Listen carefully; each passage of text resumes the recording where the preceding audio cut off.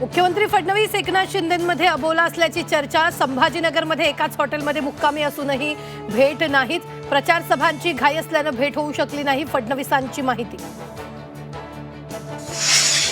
राज्यातील भाजप शिवसेना नेत्यांमधील वादात केंद्र मध्यस्थी करणार। भाजपचे केंद्रीय नेतृत्व संघर्षावर तोडगा काढणार असल्याची विश्वसनीय सूत्रांची माहिती।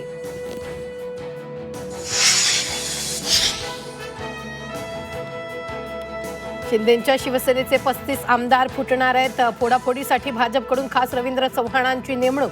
खासदार संजय राऊत यांचा मोठा दावा। शिवसेनेचे माजी आमदार शहाजी बापू पाटलांच्या सांगोल्यातील कार्यालयावर रात्री छापा। निवडणूक भरारी पथकाकडून झाडाझडती। महायुतीतील शिवसेना भाजप वाद विकोपाला।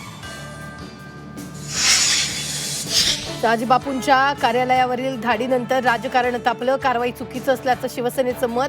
सूडबुद्धीनं कुणावरही धाड टाकली जात नाही, तक्रार आल्यानंतर कारवाई केली जाते। मुख्यमंत्री देवेंद्र फडणवीसांची प्रतिक्रिया।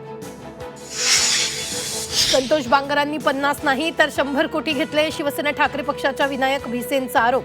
बांगर 10 वर्षात करोडपती कसे झाले, भिसेंचा सवाल।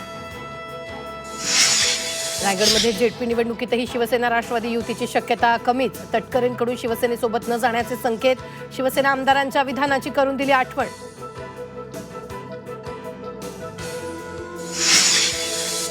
तुम्ही माझं ऐकलं तर मी तुमचं ऐकेन। जुन्नरच्या प्रचार सभेत अजित पवारांचं मतदारांना प्रलोभन।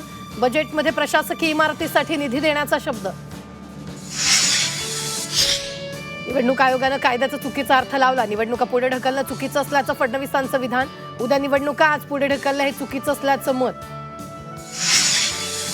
बहुचर्चित अनगर नगरपंचायतीची निवडणूक स्थगित। जिल्हाधिकारी कुमार आशीर्वाद यांनी काढले आदेश। उज्ज्वला थिटेंमुळे चर्चेत आली होती निवडणूक।